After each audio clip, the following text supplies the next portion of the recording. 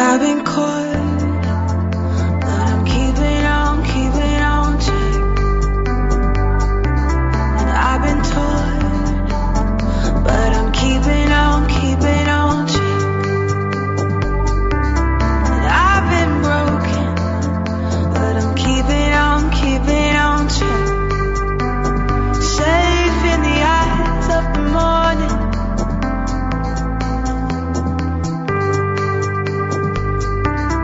Did you love me, or do you take it all?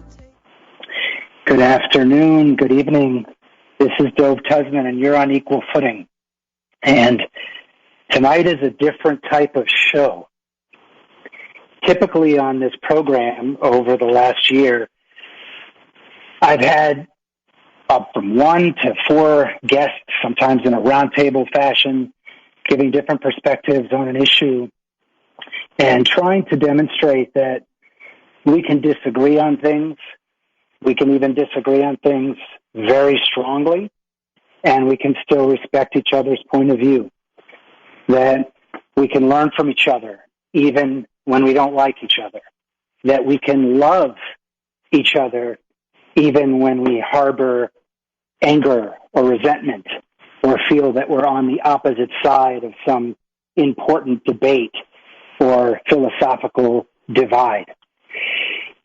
Tonight, I hope you'll do that with me as listeners instead of listening to a panel doing it. And the framework of it is going to be very personal. And I'm going to get into how personal it's going to be in a second. So the topic is forgiveness and healing. And the question I want to put out to you as listeners is, can we really deeply ask for forgiveness even when it comes to the things that are the worst moments in our life, the worst things that we've done to others, the unforgivable things, the things that we think are unforgivable, that we don't forgive ourselves for, the things that have caused lasting damage to people that we care about. Can we forgive when we're on the other side of that equation? So forgiveness and healing is the topic. Give the number you can call into. You can also, as always, text me with any comments or questions. Your texts and your calls don't have to be attributed. You can do so anonymously without giving your name. And I invite you to open up both forgiveness for people that you care about, that you've transgressed against, and for forgiving. In whatever language feels comfortable to you, as specific as you want, naming names, not naming names, giving us a hypothetical, whatever you want. I'm going to dive in, and I'm going to try to do it as specifically and as wholeheartedly as I can, while not, giving someone's name where I feel that they would be uncomfortable. So the number to call into, we're on live radio, is 718-303-9090. That's 718-303-9090. And you can also text a question to 917-428-4062. That's 917-428-4062. You can text, or you can use the WhatsApp messaging application to send a message. And just give a little bit of time for me to be able to see those messages, sometimes on a break, or because I don't have any guests tonight. The other thing I want to tell you is that tonight's a little different. I'm almost always in studio. I think only over the last year, maybe on 3 occasions of about 50 episodes have I been calling in, but I am calling in to the show tonight myself. I'm in upstate New York at my home here, and you just be a little patient because our radio engineer in studio in Brooklyn may need a little bit longer than usual to pick up your call and to get you on the show if you'd like to be on. Okay, so usually what I do is introduce guests. So here we go. This is going to be a little weird. I'm going to introduce myself. And I feel like I have a relationship with many listeners over the last year. I've opened up a lot about my life, but maybe I haven't given like more of the professional resume. So here goes really quickly. I was born in Boston, Massachusetts.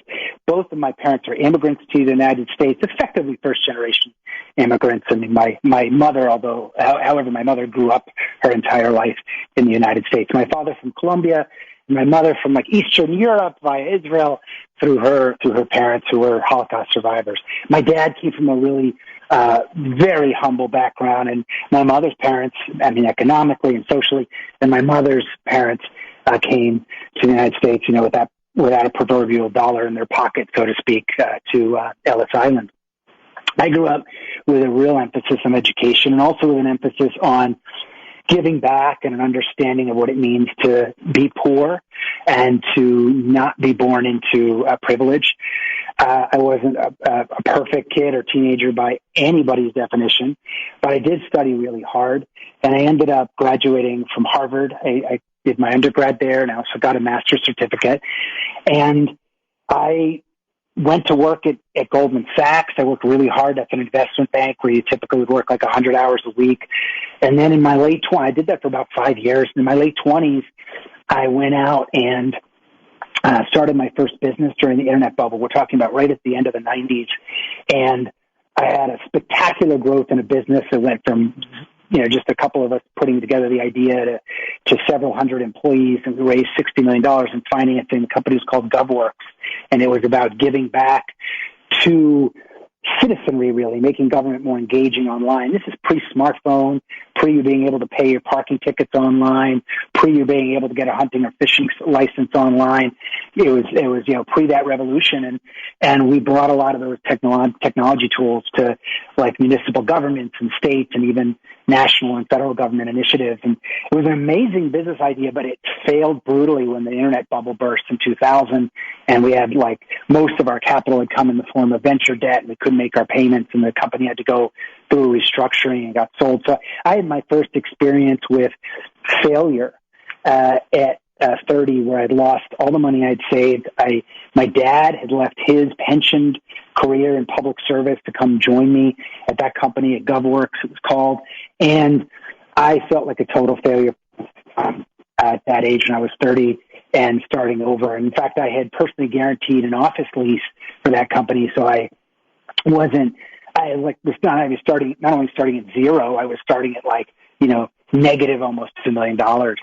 And then I worked very hard through the aughts. I used that failure experience to consult with venture firms and entrepreneurs who were going through crisis. And I was able to have a couple of successful companies that were built or rescued and then sold. And by the mid-aughts, I was able to get involved with a really cool startup called Jump TV, where we were broadcasting television signals on the internet around the world to immigrant communities. So, for example, if you were like Ethiopian and living in Minneapolis, Minnesota, or Washington, D.C., which are two places where there happened to be a strong Ethiopian community in the United States, you'd have the opportunity to watch ERTV, Ethiopian radio and television, the news broadcasts or local sports and local soap operas and stuff that you couldn't get on cable because there wasn't a big enough Ethiopian community to have it carried on Comcast or satellite television. So, this was before Netflix. Netflix existed distributing CDs, but before all the online video revolution had taken place. And so it was a really revolutionary idea at the time, and Jump TV became quite successful. We brought it public and on the Toronto Stock Exchange and on the Stock Exchange in London. I did very well financially throughout the course of the aughts. And then near the end of the aughts, I got involved in buying a company called the Woo Group. It was a software company in the media technology space, and it grew again. It was like on its deathbed, basically. It was doing about $9 million of revenue at the time that I bought it, but it bought control of it, but it was losing a ton of money. It had way too many employees, had bloated cost structure, and worked really hard for a number of years in restructuring that company and turning it around. And we grew both organically through sales of software to TV broadcasters around the world to help them go online. And we also grew inorganically, so to speak, by acquiring a lot of competitors. And by 2012, we had 1,500 employees, and we were doing almost $300 million, of revenues on an annualized basis. And so that felt like a big success. We brought it public on the NASDAQ in 2009, and it was just an extraordinary experience. But, and this is where the story gets very challenging to open up and tell, that I'm going to, that starting in about 2012, my business career really started to take a turn for the worse. There were problems at Kit Digital. At first, problems that were kind of seemed political in nature, and I was kicked out as CEO, and then I resigned as chairman. I tried to buy the company back in the public markets and failed at that. And then years later, when I had pivoted my attention at that point to doing real estate projects and hotel stuff, I was arrested. I was arrested in 2015. I was on a business trip to Colombia, and I was arrested, actually, ironically, on my way back to the United States. I was in the Bogota airport. I had been in the coastal city of Cartagena, Colombia, where I was working on a hotel project, and I was coming back for the Rosh Hashanah holidays in the United States, the Jewish New Year, and I was arrested under a U.S. arrest warrant that was given to the Colombian authorities there. And at first, when I was arrested, I really had no idea what it was about. And I figured it was a business thing because I couldn't think it would be anything else. But I was involved in so many companies and boards and so forth that I really didn't know what it was about. In fact, my first assumption was that it was about a company called Digital Domain that I'd been in the board of that had some problems a number of years earlier. As it turns out, it was actually about that last company I mentioned, originally called Aru Group and then renamed Kit Digital. And the problems were related to accounting and falsified invoices and presumptively inflated stock price and securities fraud, effectively. And as a result of that warrant, I ended up in prison in Colombia for about 10 and a half months. And I ended up in 3 different prisons there, which were absolutely brutal. They were some of the, at least in one of them was one of the 10 worst prisons in the world, according to the U.S. State Department. And as some of you know from previous shows, I almost lost my life there. I was physically assaulted. I was sexually assaulted by a gang of 4 people. I almost took my own life after that. I was almost killed. I almost took my own life as well from, I don't mean to laugh, I just don't know how else to express it other than to cover the emotion and just try to get through it with you and put out the facts. And so finally, I was able to return to the United States in mid-2016 after being in prison for about 10 and a half months in Colombia. And I began what is a legal battle that has continued to this day and to some extent ends tomorrow, or at least a big chapter of it ends tomorrow. And I'll get to that in the course of this show. And it's really the genesis of this show. I want to be open and honest with you as listeners who I feel at this point are kind of family to some degree. So this legal battle is involved wearing an ankle bracelet, being on home confinement. Of course, I'm allowed to go out for religious observance and work and volunteer work and so forth, but living a very restricted life for the last 5 years. Since July 18, 2016 is when I was released from prison. And it's involved going through a trial. 5 of the original 8 charges against me, securities fraud-related charges, were dropped, but I was found guilty by a jury of my peers on 3 of those charges, 3 conspiracy charges, conspiracy to commit fraud. And after that, I've been in a multi-year motion practice kind of limbo where we've filed what are kind of akin to appeals. They're not technically appeals. We may appeal the next level if needed, but these are motions that you file to the court, the judge that presides over your case. They're called Rule 29 and Rule 33 motions that refer to certain articles of law. And just about 2 months ago, I lost those Rule 29 and Rule 33 motions, and my sentencing was finally scheduled. And my sentencing is scheduled for tomorrow. And I don't know what's going to happen. I don't know God willing, the work that I've done, the time I've served in prison, and the work that I've done in the world over these years, both before my arrest and since my arrest, to try to make the world a better place and try to be more of a giver than a taker, and to try to turn my life around. I'm going to get to that as well. Will be taken into consideration with, as we say in Hebrew, B'tzras Hashem, so God willing, with the blessing of God, I'd be sentenced to time served or additional community service, which is part of my life so integrally now that it wouldn't feel like an additional sentence. It would feel like something that I should and would want to do. But of course, there's also the possibility that I would be reincarcerated, God forbid. And I don't know, there's even a chance that this is my last show with you, again, God forbid. But I was very tempted not to do the show tonight and to put on a repeat and to kind of not be open with you. And I was also wondered, even if I was, would I be able to emotionally keep it together? And I don't know, guys. I don't know if I'm going to be able to keep it together. We're in live, so I'll know in a minute. I'll know in 15 minutes, but I'm doing my best. And before we go to our first break, I want to express two things. And I wanted to give you kind of the background so the rest of the show would make sense. The first of all is that the resume I gave you is my business resume. I told you I was born, but I didn't tell you that I'm the oldest of 5 siblings. I didn't tell you that I'm a father. I didn't tell you that I have 7 nephews and a niece. I didn't tell you that I have beloved cousins. I didn't tell you that I have amazing parents. I didn't tell you that I have a world of friends and loved ones that are a total blessing. I mean, very few people, I think, in this world, despite all the pain, and of course, pain has come with some of those people. I'm going to ask for forgiveness tonight to number those people. But I don't think there are many people that walk on this planet that have had the blessing of more genuine love and support. And I am grateful beyond anything I'm going to be able to express on this show or in my whole lifetime for that. I also didn't tell you that I've been in a spiritual journey my whole life. I was not brought up with the idea to be a business person. I was not brought up with the idea that the goals had to do with recognized achievement or material comfort. I was not brought up with the idea that you wanted to graduate, from Harvard as a means of showing how successful you were, and certainly not brought up to work in an investment bank. I'm not saying those things are bad. I'm just telling you I wasn't brought up to do that. I was brought up going with my parents to shanty towns in Colombia as a kid and working on basic issues of potable water.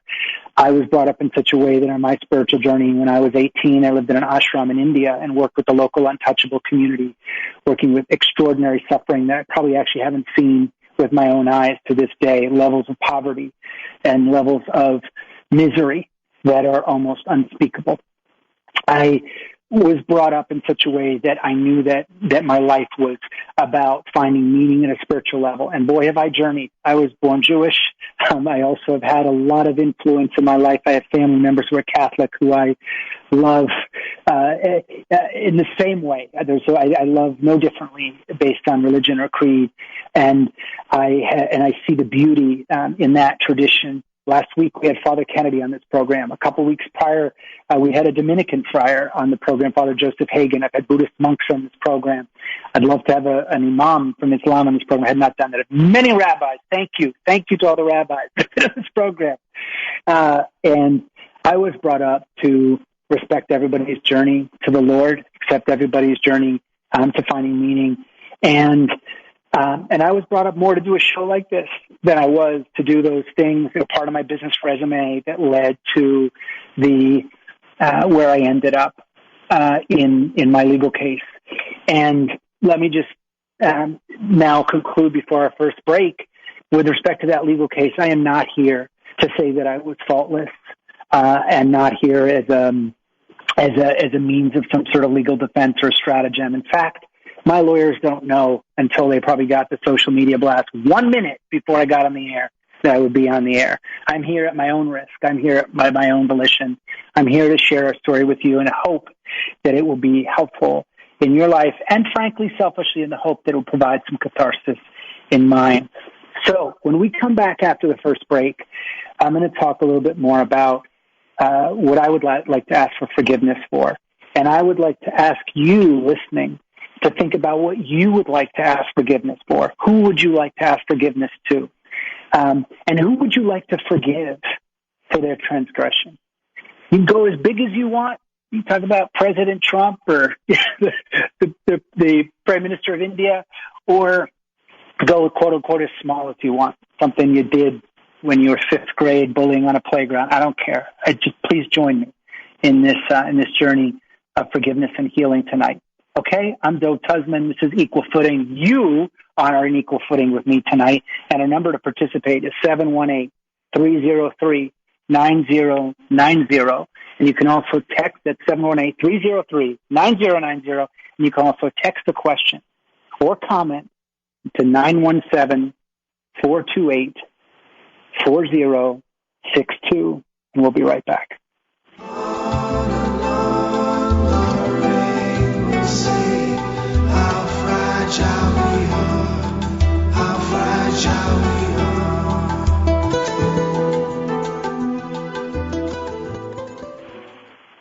Okay, well, I am now tasked with doing one of our sponsored bits. And that's going to be hard. I got to emotionally shift. You know what I'm going to do? I'm going to do it from the heart, and I'm going to thank this sponsor, DocuVax. DocuVax is a wonderful company. I've been involved since its inception. I feel passionate about what it's doing. It's dedicated to public health. It's dedicated to preventative health. It's dedicated to providing greater equity and access to information, people's medical records, and making it less costly and easier to keep up to date on your vaccines, your medical records. Check out DocuVax, DocuVax.com. You can also call. And I am conscious of the fact that my headset has just died. You are on live. Word. It's be interesting doing that. Oh, all right, here we go. Here we go. Hopefully I'm on. DocuVax covers over 60 different important elements of your medical profile, from COVID and flu and tetanus vaccines to colorectal and breast cancer screenings to your blood type and your allergies. Keep track. Help your employees, if you're a small or medium-sized business owner, keep track of their medical records. Help your family, if you're a parent in charge of this type of thing, to have all your medical records in one place. This isn't my charts. This isn't a way for your doctors to communicate with you, for your doctors to communicate with each other. This is a way for you to know where all your medical records are and to be able to validate them 24 hours a day, 365 days a year, for whatever purpose you have. If you want to travel and need to prove you had a vaccine, you want your kid to go to school and prove the same. You want to be able to make sure you remembered, when was the last time I had that colonoscopy? When was the last time I had that breast cancer screening? Get your medical records into a HIPAA-compliant digital storage facility that you can access at any time. It's accessible to you 24 hours a day, and you have medical professionals that are on call to validate anything in your medical locker. The number, if you prefer to call and sign up, is 833-859-1933. That's 833-859-1933. Or you can go to DocuVax.com. That's DocuVax.com. And for as little as $6.99 per month, DocuVax subscribers, either that sign up themselves or if a sponsor like a business or a family member signs them up, can privately access all of their medical records. So take control of your medical file. Your medical file does not belong to your insurance company. It does not even belong to your doctor. It belongs to you. Go to DocuVax.com or sign up by calling 833-859-1933, 833-859-1933. And DocuVax, thank you for being a sponsor of Equal Footing for the last year. I've been caught, but I'm keeping on to.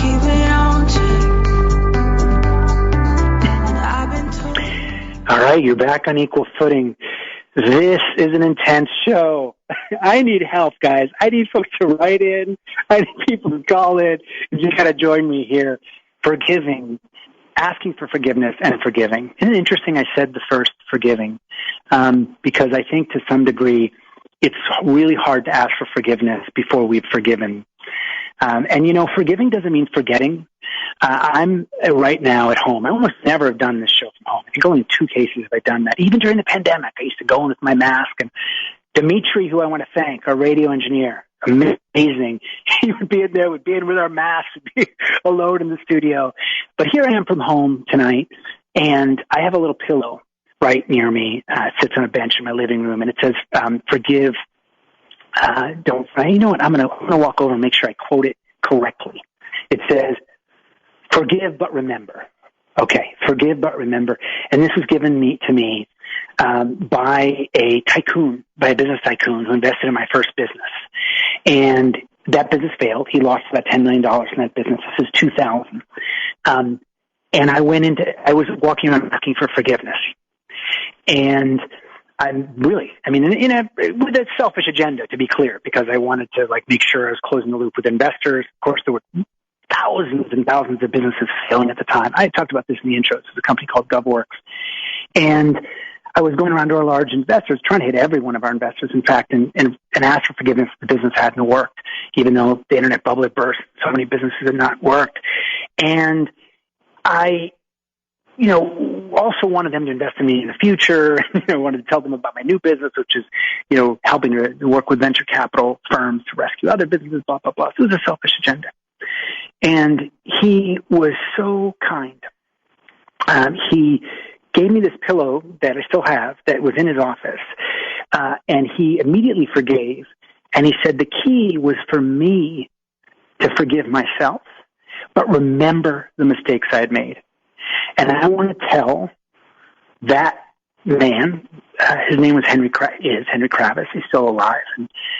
And many people see him as a shark. He was one of the founders of the private equity world, one of the founders of KKR.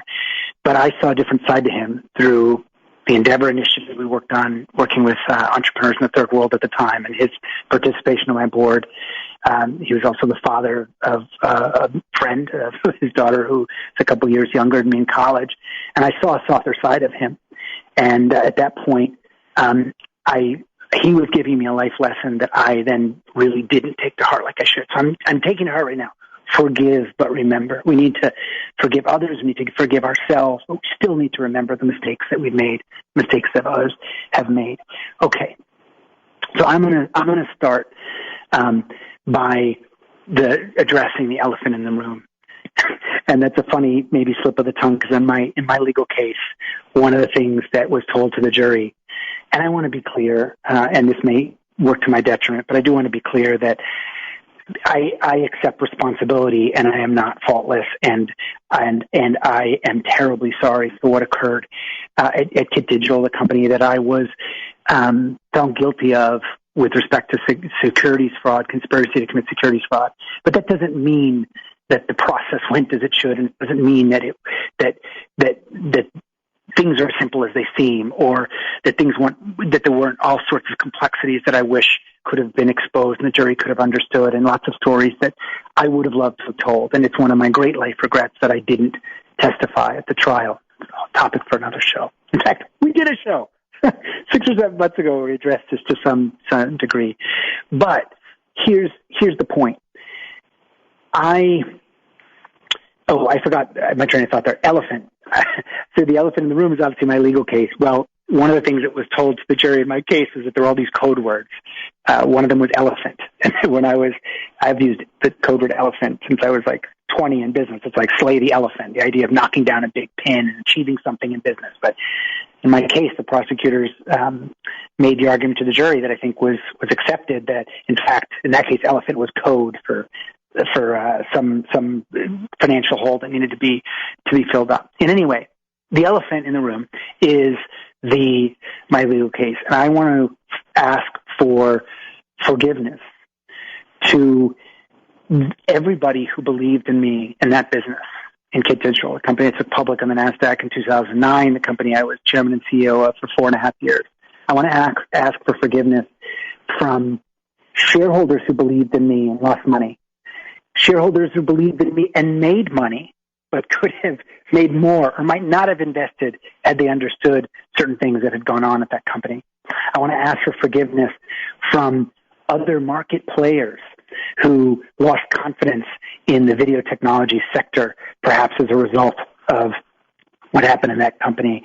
And it's still an amazing sector. That company is actually still around. Kit Digital is now called Pixel. It went through restructuring, and it's still a leader in its space. But I'm sure that we impaired the development of that sector, and maybe even impaired the way that video gets distributed on mobile devices and Roku and internet-enabled TVs as a result of what happened at Kit Digital, and now called Pixel, as I said. I want to ask for forgiveness from the employees that believed in me and felt let down, and the consultants and the partners and the customers at that company. And I want to ask for forgiveness for all of the competitors, the people around us who aspired to be, because we were the leader in the space at that time, to be like us, where I wasn't setting the example, we weren't setting the example that we should have at that company. So I want to start weirdly with the easiest. Isn't that? I think that's weird. That for me, the easiest thing to ask for forgiveness for is mistakes in business and things that got me in legal trouble. And if my lawyer's listening to this, I'm sure that they're rubbing their eyes and shaking their head. But I'm talking about at a deep emotional level. I'm not talking about in some sort of intellectual level. Of course, asking forgiveness with what I'm asking for here with respect to my case is very difficult intellectually because it's complex. And there's so many things I want to say around that. I want to give asterisks. I want to explain, but. And I'm not doing that. I'm just straight out asking for forgiveness and saying that I'm sorry.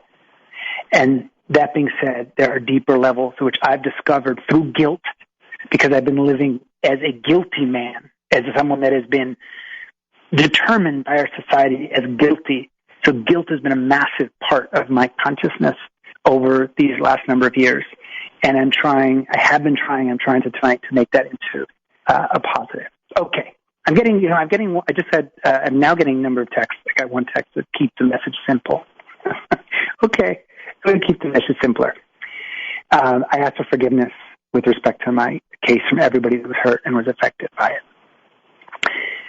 I also want to ask for forgiveness at a deeper level from my family and my friends who have believed in me beyond business, beyond what I could achieve in the outer world, but were most impressed by what I could be in the inner worlds. And the principle I had of making good by doing good, being involved in businesses that could have a positive impact in society, that message that I was putting out there that ultimately had an ironic and tragic inconsistency to it. I want to ask for forgiveness from you if it in any way torqued the direction that you took in your life, in your career. Okay, I need to pause, and I need some help. So I'm going to go through a couple of questions or comments.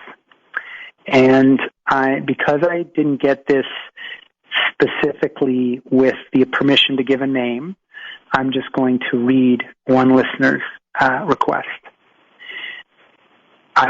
This listener is from Texas. I want to ask for forgiveness from everyone and there are many that were part of my life and who are hurt by me. Most importantly, those who I hurt while life was providing me with teaching moments that I not so long ago regretted, but today I cherish. I cherish for I was also hurt while I was hurting others, but that was the way life was to make me a better and more tolerant person. I can only aim at humility, as I will never get there, but I am now a more humble and more respectful person of others. Please forgive me. You know who you are. Well, I didn't give the names. I'm not sure they know who they are, but if that listener wants to give permission for me to give their name, I can. So that's a general request for forgiveness. I have a request here that is a good segue before we take our next break, because in the next break I'm going to simplify the message as a listener suggested I do. And, okay, this listener, the last listener I quoted, has given me permission to give his name. That was Rick from Texas, asking for forgiveness.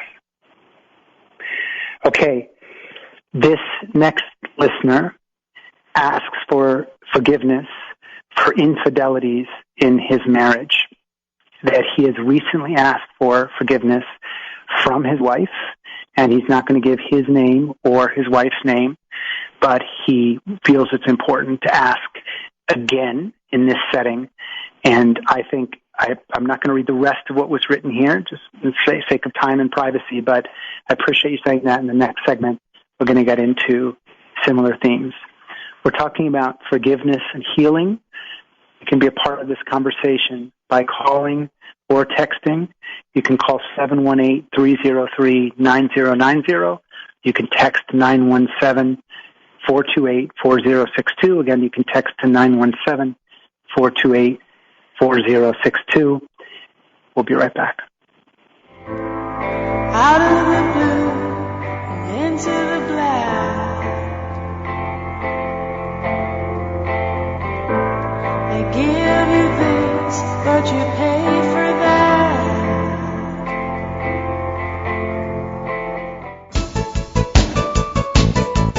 Equal Footing with Dove Tusman is sponsored by MDCS Dermatology, your experts in skincare.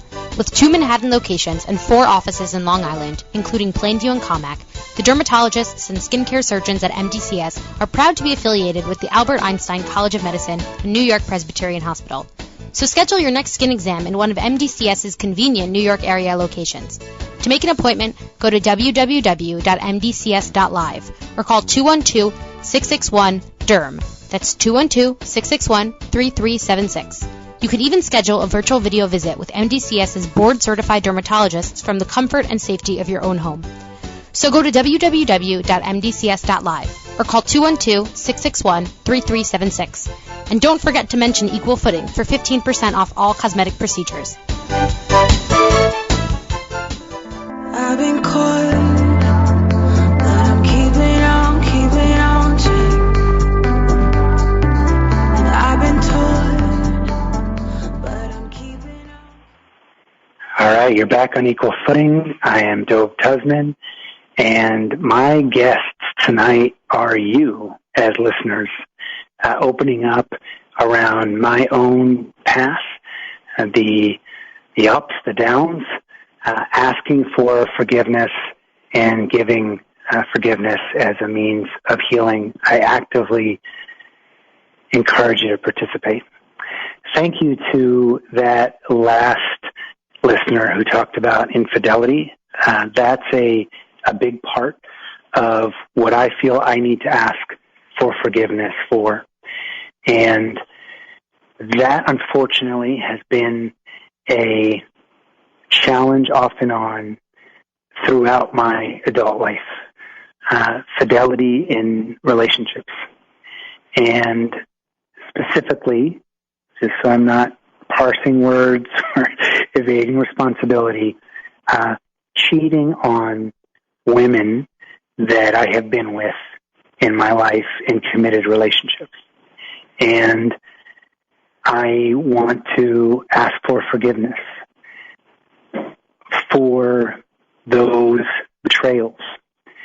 I don't think it's fair to mention the names, but I am doing so in the context of this show directly with those people. And I think at times where I have in the past asked for forgiveness in this area or transgressed and brought it up or been caught in a transgression, I have at times tried to shift blame. I have at times tried to ascribe it to pressures I was under, ascribe it to problems in the relationship from my perception, from my perspective, ascribe it to some sort of impulsive behavior, etc. And really, at the root of it, those were evasions of responsibility, and not a place that I should have gone, or should ever go. And I know this from previous shows, because when we do shows on fidelity, when we do shows on heartbreak, when we do shows on betrayal, consistently we get more listenership, and on the downloaded side, we get more people listening afterwards. So I know that this is a hot button issue. You know, depending on the statistic and the country, in a committed relationship of 5 years or more, you have indices of infidelity sexually that range anywhere from 40% to 80%, depending on the studies. I actually expected this was going to be the first thing I was going to bring up tonight, but it just didn't naturally flow that way. So I was doing some work on the frequency of this. And, you know, I have addressed on the show before because I'm curious about it, not because it's a lifestyle necessarily that I endorse or I'm personally interested in. But I've explored in the show before, what is the true meaning of fidelity? Is it monogamy, or is it clarity in the relationship and other models that can work and still be called faithful? And I know that some of our religious listeners, in fact, I remember getting yelled at by one listener who I appreciated calling in. First, I appreciated her listening to the program because she called in around the 48th minute, if I recall. So she definitely listened and then gave me her point of view that it wasn't even appropriate to discuss that. And I do appreciate that some of these shows have been difficult. Maybe this one is difficult right now for folks listening, and you want to hang up, or you think it's drivel or self-pitying or whatever. And I don't shy away from that stuff. In this case, I want to put it out there very clearly that we can ask for forgiveness in this without caveats. And I ask for that without caveats. And I forgive the same. I have been in a number of relationships, not nearly as many as where I've cheated. I'm 49, guys, and I'm unmarried.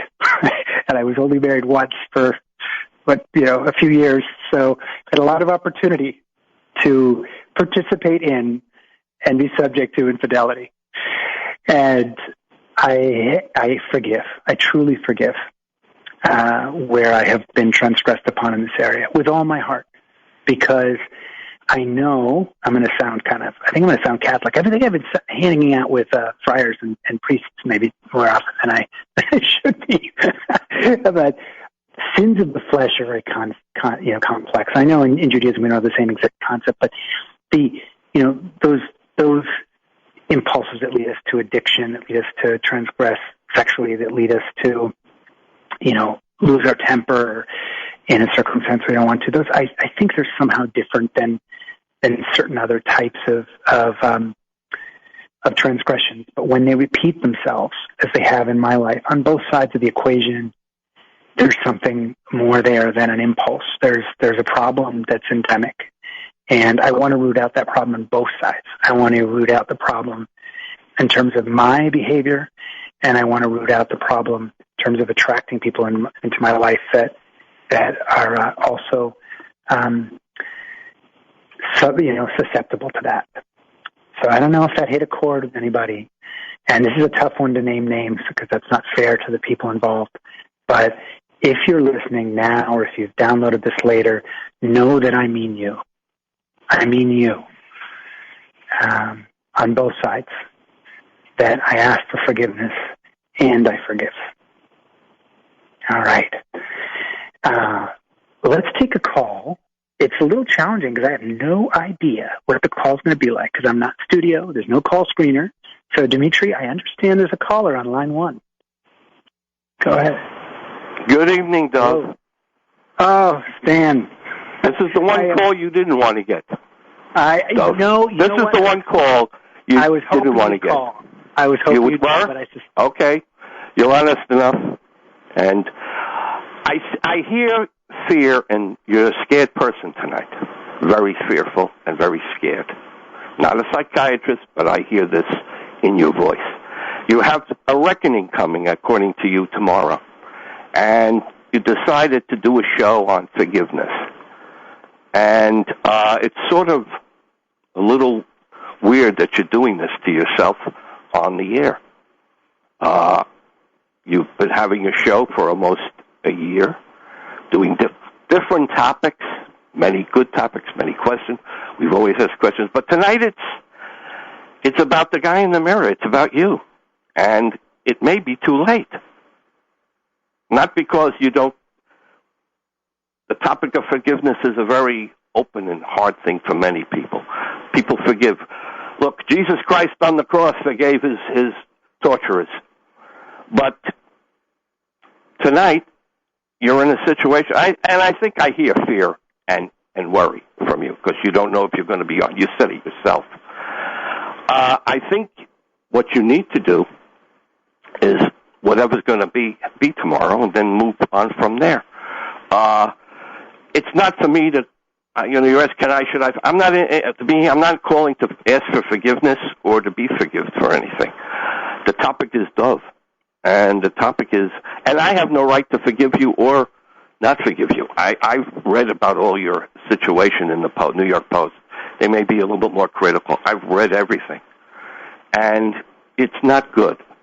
But to some extent, you've tried to come back and heal yourself and do some positive things. That's good.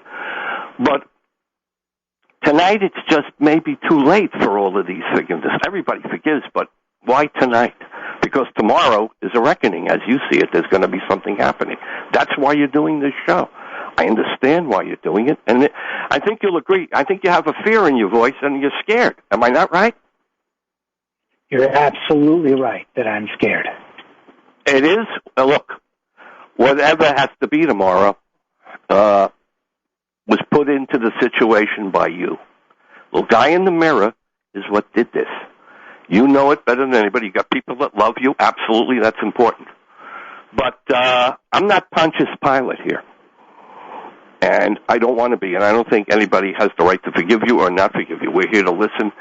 And I think what you're doing tonight is a little like whipping oneself and hurting oneself. I don't think you need to do that. I think you're basically, you've been through whatever, and tomorrow's going to be a reckoning. You have to deal with it. And I think you will deal with it. But hopefully you'll be back next Thursday. I'll be calling. But if you're not, it is what it is. And you got to deal with it. And I think you will. You have family, you said you have family members who love you and friends who care about you. And that's great. And that's important. But we're having this show because of the past and what has happened, what was done. I didn't do it. And so I think you know better than all of us, the people listening, your engineer, what is the situation. And I'm keeping my fingers crossed here. I'm not a person who prays, but I'm a lot of person who hopes. And I hope everything goes well for you tomorrow. That I do. I mean that. And so I want to be able to talk to you next Thursday. Yeah. And hopefully we'll have a nicer show. But whatever's going to be is going to be. And you know this day was coming, obviously, your lawyers. So just deal with it the best way you can be, and that's it. And don't crack up and be a man about it. And I think you will, and you have people that will support you. And that will be it. And if you're not on next Thursday, you're not on next Thursday. That's the way it is. You got there are more important things in the world, with all respect, than this talk show. One's life, one's mental health. And as always, you're totally candid, and I've really enjoyed talking to you over this last year.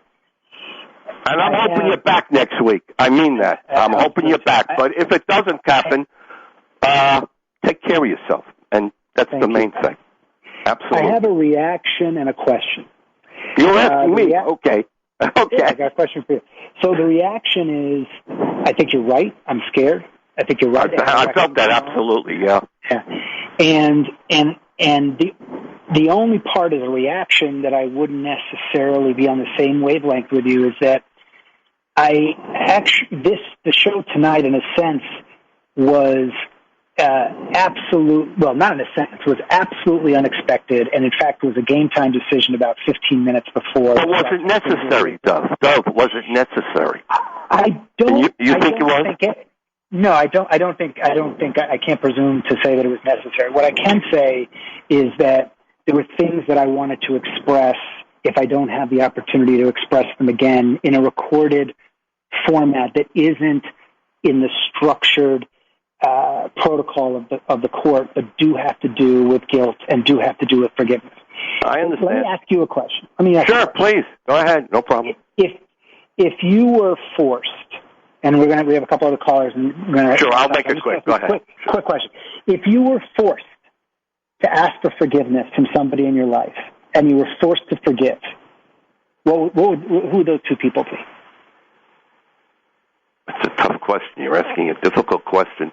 Most of my relatives, my mother and father, and my relatives, I've never been married. I fought in the war. I had to kill people. And someone said to me once before I was leaving the war, the psychiatrist, you always meet somebody. Somebody said, do you want to forgive somebody? Do you want forgiveness for what you've done? And I said, no, I don't want forgiveness for what I did. If I felt guilt. And so I miss my mother and father, but if I can forgive anything, I forgive that if there was a God, why he took them away. And so that's it. I haven't sought forgiveness from anybody. And I don't know if that's good or bad, but not lately at all. I must be honest. I'm not married. I don't have a family. Yeah. I'm not trying to, evade it. I just haven't had the setup to say, will you forgive me for this? Stan, I hope we can put a pin in this, and next week you'll call in. I hope there'll be another topic other than this, and I'm hoping the best. The best of luck. That one. All right, I love you, man. The best of luck. Thank you very much. I'm going to take. All right, take care. Godspeed. Bye bye. Dimitri, let's take Risky, I believe, on line 2. Yeah. Hi, Dov. Hi, Risky. Yeah. I called you once. I was very annoyed with your show. I've been trying to listen to your program all this time, not because I want to listen to your program, but I'm used to turning on Talkline at 7:00, and I'm used to Jewish programming. There was a few programs. I even left Zev Brenner a message. They were so disgusting. They were so disgusting, proselytizing to us, different religions, that I just turned it off. And I wanted to know why this is on at an early hour when the children are still around, and I turn on the radio. I have to turn it off because of this. So I'll be honest with you. I don't know if I forgive you. But the reason I'm calling you is because I hear that you're a Jewish person. Am I correct? You are. Are you Jewish? Okay. I am. So I love all people, actually, but I have a special love for Jewish people. And I feel bad. You are very mixed up. So is Stan, by the way.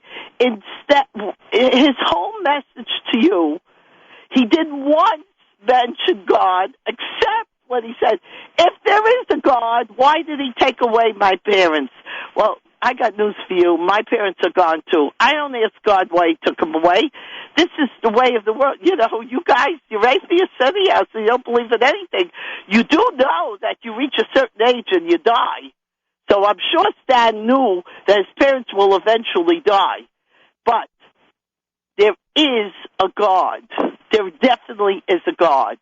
And if he would pray, it would help his parents, and it would cause a connection from heaven, which I have found happened to me more than once, that I get a dream or something, or somehow I get a message about something, and it helps me in a certain difficult situation. But it could only happen when you have a deep love of God.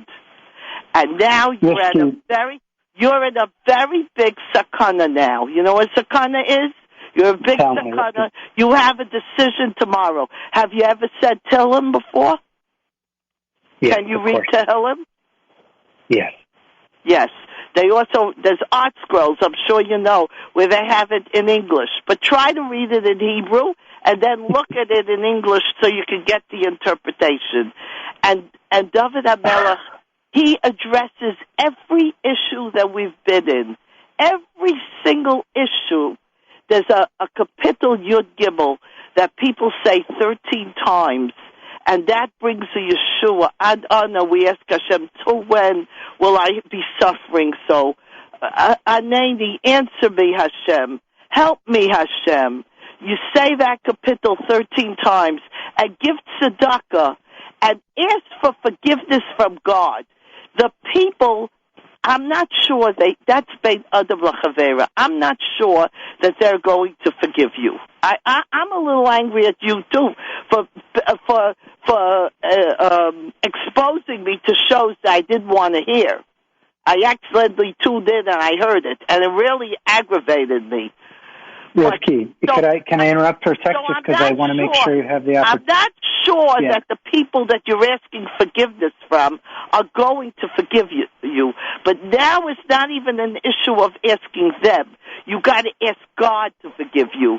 Hashem, you have to ask Hashem to forgive you. You have to daven to Hashem. Forget about the people. The people don't count right now. It's Hashem that counts, despite Stan, who doesn't believe in this. You daven to Hashem and make a deal with Hashem. Now, let me just finish. I know you want to talk, okay? I am a child of a Holocaust survivor. My father, Olav Shom, he went through more hell than you went through, and he was at a younger age. He was a young teenager. But he came out of it having lost his family. He had a rabbi who helped him. This rabbi lost something like 13 children and his wife, and the rabbi said, I believe in God, and God, I am going to show you that I'm going to do something for mankind, to show also the Nazis that we never again, and we will survive you. We'll have the last laugh. This rabbi opened a hospital in Israel. Risky, let me interrupt because we have just a few minutes left. And if you have money, that's what you should do with it. Gotcha. Risky, I really appreciate you calling in. I appreciate you bringing this back to God. I honor your lineage. My grandfather in blessed memory and my grandmother in blessed memory, my mother's parents were both survivors. We lost much of our family. I hear that. In fact, I wanted to end this program asking for forgiveness from him, from my grandfather. We were very close, and we had a rift near the end of his life. So it was very appropriate for you to bring that up. Bitachon, reliance, trust in God, even in moments where it seems like there is none, is absolutely core to my life. We come at these topics perhaps from different perspectives, and that's part of the purpose of the show. And you're right. It's possible that no one will forgive me. And that is definitely a circumstance that often is the case when we ask for forgiveness, but we have the power to forgive ourselves. So I will tell you, Risky, that I appreciate you calling in, that I, forgive you for, in a certain sense, some of the things over time that you've said when I don't have any ill intent. In fact, quite the opposite. I want to shine a light on topics that can bring us together. And I do continue to ask for forgiveness from those, even though I know from those people out there that I care about and love, and that even though I know it's possible they won't forgive me. We're coming up on time. I appreciate very much the opportunity to have done the show. I am sorry that this was about kind of the man in the mirror, as Stan pointed out. We probably should have used that as closing music. Great song by Michael Jackson. And most of all, I want to close with the message of healing. And as I just said, I want to ask for forgiveness for my grandfather in blessed memory, Arnold Tusman, because I didn't have the opportunity to really do so before he passed. God bless everybody. I hope we'll be back on equal footing next week. Wishing you Godspeed, glory. There will be mountains you won't move.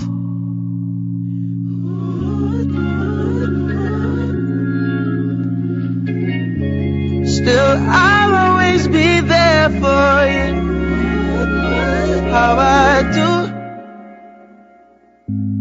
I let go of my claim on you. It's a free world. You look down on where you came from. Sometimes